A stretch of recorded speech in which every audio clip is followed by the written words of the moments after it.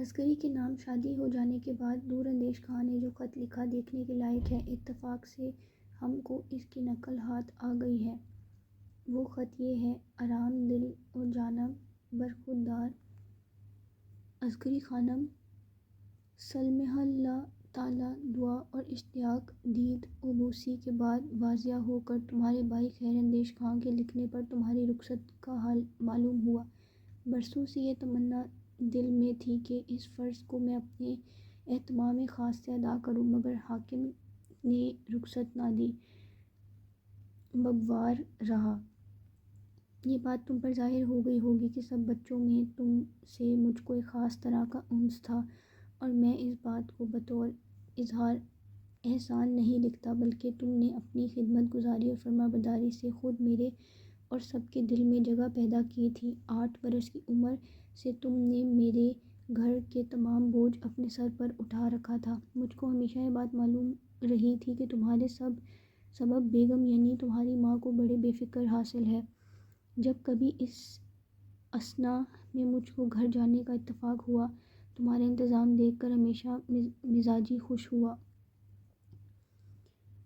اب تمہارے رخصت ہو جانے سے ایسا نقصان ہوا کہ اس کی تلافی شاید اس عمر میں ہونے کی مجھ کو امید نہیں ہو سکتی۔ خدا تم کو جزائے خیر دے اور اس خدمت کے صلے میں میری دعاؤں کا اثر تم پر ظاہر ہو۔ خیر اندیش خان کے خط سے یہ بھی معلوم ہوا کہ تم نے اکبری خانم سے زیادہ جہیز نہیں لینا چاہا۔ اس سے تمہاری بلند نظری اور اعلیٰ ہمتی ثابت ہوتی ہے، مگر اس کا نعم البدل بھیجتا ہوں۔ وہ یہ خط ہے، اس کو تم بطور دستور العمل کے اپنے پاس رکھو اور ان نصیحتوں پر عمل کرو۔ انشاءاللہ ہر ایک مشکل تم پر آسان ہوگی اور اپنی زندگی آرام و آرائش میں بسر کرو۔ سمجھنا چاہیے کہ بیاہ کیا چیز ہے۔ بیاہ صرف یہی بات نہیں کہ رنگین کپڑے پہنے، مہمان جمع ہوئے، مال و اسباب و زیور پایا، بلکہ بیاہ سے نئی دنیا شروع ہو جاتی ہے، نئے لوگوں سے معاملہ طے کرنا اور نئے گھر میں رہنا پڑتا ہے۔ جس طرح پہلے بچھڑوں پر جو رکھا جاتا ہے، آدمی کے بچھڑوں کا جو بیاہ ہوا، لڑکی بیوی بنی، لڑکا میاں بنا، اس کے یہی معنی ہے کہ دونوں کو پکڑ کر دنیا کی گاڑی میں جوت دیا۔ اب یہ گاڑی قبر کی منزل تک ان کو کھینچنی پڑے گی، بس یہ بہتر ہے کہ دل کو مضبوط کر کے اس مہم کا سر انجام کیا جائے اور زندگی کے دن جس قدحوں عزت، آبرو، صلہ کاری، اتفاق سے کاٹ دیے جائیں، ورنہ لڑائی بھڑائی، جھگڑے بکھیڑے، شور و شر، فساد اور ہائے واہ ویلا سے دنیا کی مصیبت اور بھی زیادہ تکلیف دہ ہوتی ہے۔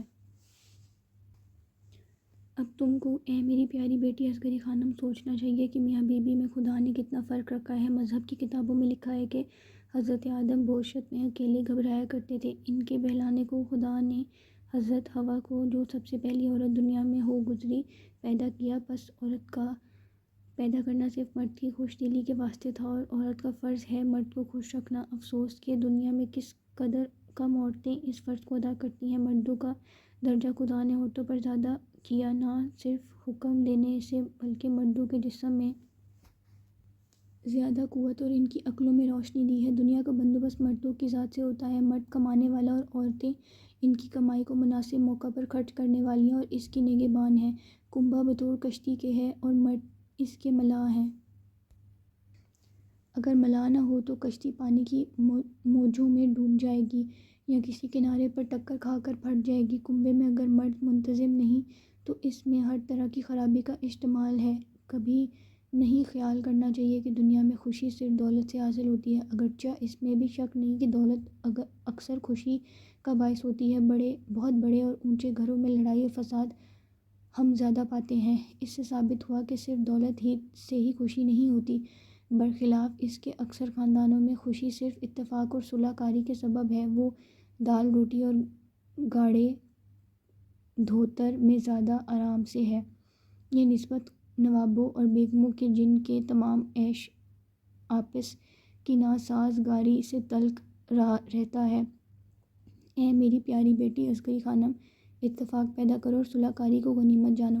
اب دیکھنا چاہیے کہ اتفاق کن باتوں سے پیدا ہوتا ہے۔ نہ صرف اس بات ہے کہ بیوی اپنے میاں سے محبت کرے، بلکہ محبت کے علاوہ اس کو میاں کا ادب ایک لازم ہے۔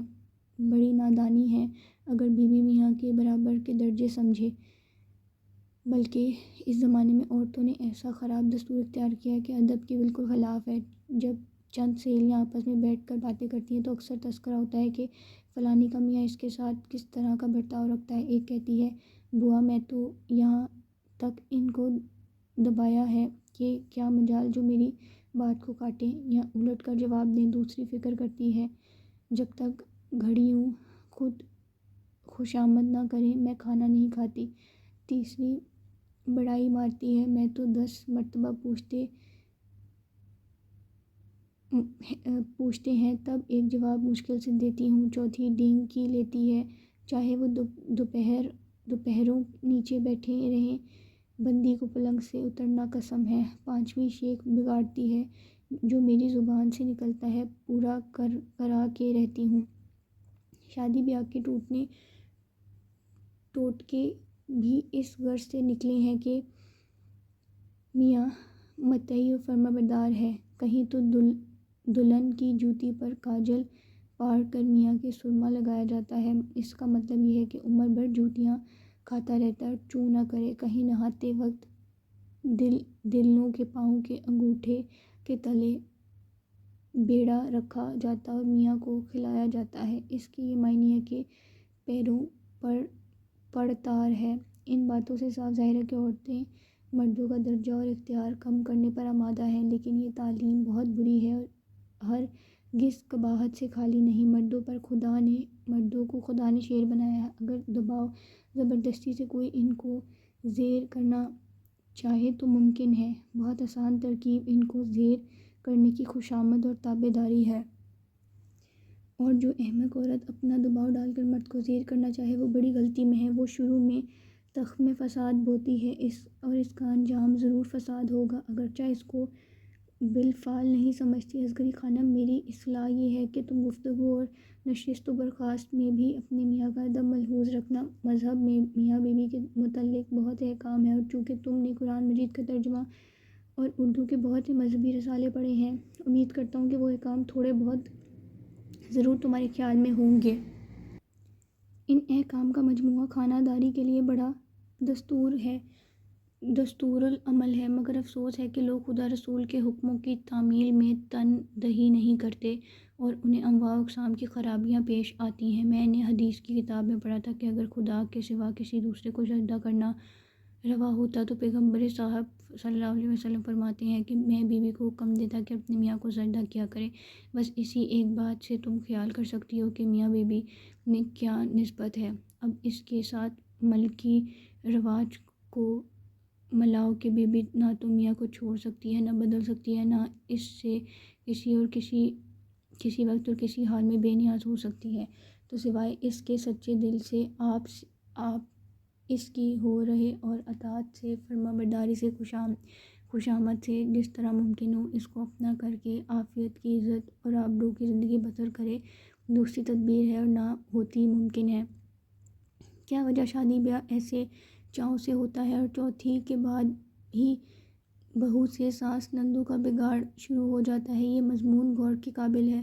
بیاہ کے پہلے تک لڑکا ماں باپ میں رہا اور صرف انہی کے ساتھ اس کو تعلق تھا۔ ماں باپ نے اس کو پرورش کیا اور تو توقع کرتے ہیں کہ بڑھاپے میں ہماری خدمت کرے گا۔ بیاہ کے بعد بہو ڈولی سے اترتے ہی فکر کرنے لگتی ہے کہ میاں آج ماں باپ کو چھوڑ دیں۔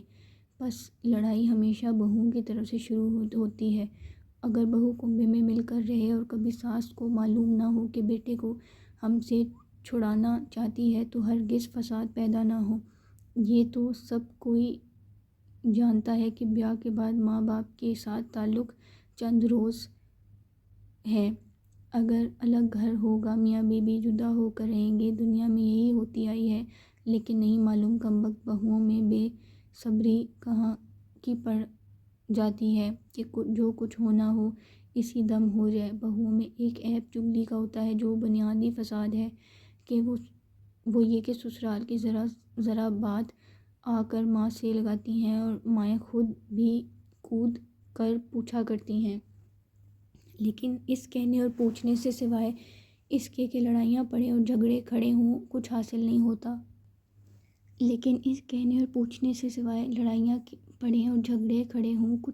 ہوتا۔ بعض بہویں اس طرح کی مغرور ہوتی ہیں کہ سسرال میں کیسا ہی اچھا کھانا اور کیسا ہی اچھا کپڑا ان کو ملے، ہمیشہ حقارت سے دیکھتی ہیں۔ ایسی باتوں سے تو میاں کی دل شنیوئی ہوتی ہے۔ اصغری اس کی تم کو بہت احتیاط چاہیے، سسرال کی ہر ایک چیز قابل قدر ہے اور تم کو ہمیشہ کھانا کھا کر اور کپڑے پہن کر بشاشت ظاہر کرنی ہے، جس سے معلوم ہو کہ تم نے پسند کیا۔ نہیں، دلہن کو اس بات کا خیال بھی ضرور رکھنا چاہیے کہ سسرال میں بے دلی سے نہ رہے، اگرچہ اوپری ہونے کے سبب اجنبی لوگوں میں جی نہیں لگتا، لیکن جی کو سمجھانا چاہیے، نہ یہ کہ روتے گئے، وہاں رہے تو روتے رہے، جاتے دیر نہیں ہوئی، آنے کا تقاضا شروع ہوا۔ رفتہ رفتہ انس پیدا کرنے کے واسطے چالوں کا رواج بہت پسندیدہ ہے، اس سے زیادہ میکے کا شوق ظاہر کرنا سسرال والوں کو ضرور ناپسند ہوتا ہے۔ گفتگو میں درجے اوسط ملحوظ رہے، یعنی نہ اتنی بہت کہ خود بخود بک بک، نہ اتنی کم کہ غرور سمجھا جائے۔ بہت بکنے کا انجام برا ہوتا ہے۔ جب رات دن کی بکواس ہوگی، ہزاروں طرح کا تذکرہ ہوگا، نہیں معلوم کس تذکرہ میں کیا بات منہ سے نکل جائے۔ نہ اتنی کم گوئی اختیار کرنی چاہیے کہ بولنے کے واسطے لوگ خوشامد منت کریں۔ ضد اور اصرار کسی بات پر زیبا نہیں۔ اگر کوئی بات تمہاری مرضی کے خلاف بھی ہو، اس وقت ملتوی رکھو، پھر کسی دوسرے سے وقت بطرز مناسب طے ہو سکتی ہے۔ فرمائش کسی چیز کی نہیں کرنی چاہیے۔ فرمائش کرنے سے آدمی نظروں سے گھٹ جاتا ہے اور اس کی بات ہیٹی پڑ جاتی ہے۔ جو کام ساس نندیں کرتی ہیں، تم ان کو اپنے ہاتھوں سے کرنا آڑ نہ سمجھنا چاہیے۔ چھوٹوں پر مہربانی اور بڑوں کا ادب ہر دل عزیز ہونے کے واسطے بڑی عمدہ تدبیر ہے۔ اپنا کوئی کام دوسروں کے ذمے نہیں رکھنا چاہیے اور اپنی کسی بھی چیز کو بے خبری سے پڑا نہ رہنے دو کہ دوسرے اس کو اٹھا لیں گے۔ جب دو آدمی چپکے باتیں کریں، ان سے علیحدہ ہو جانا چاہیے، پھر ان کی تفتیش بھی مت کرو کہ یہ آپس میں کیا کہتے تھے، اور خواہ مخواہ یہ بھی مت سمجھو کہ کچھ ہماری تذکرہ وہ تھا۔ اپنا معاملہ شروع سے ادب لحاظ کے ساتھ رکھو۔ جن لوگوں میں بہت جلد نہایت درجے کا اختلاط پیدا ہو جاتا ہے، اس قدر جلد ان میں رنجش پیدا ہونے لگتی ہے۔ فقط میں چاہتا ہوں کہ تم ہر روز بلا ضرورت بھی اس خط کو کم سے کم ایک دفعہ پڑھ لیا کرو، تاکہ اس سے مطلب پیش نظر رہے۔ والد دعا۔ باپ کا خط پا کر اصغری کے دل میں جوش محبت نے عجیب اثر پیدا کیا اور بے اختیار رونے کو جی چاہا، لیکن نئی بیاہی تھی، سسرال میں نہ رہ سکی۔ ضبط کو کام میں لائی اور باپ کے خط کو آنکھوں سے لگا بہت احتیاط سے وظیفے کی کتاب میں رکھ لیا۔ ہر روز بلا ناغہ اس کو پڑھتی اور اس کے مطلب پر غور کیا کرتی تھی۔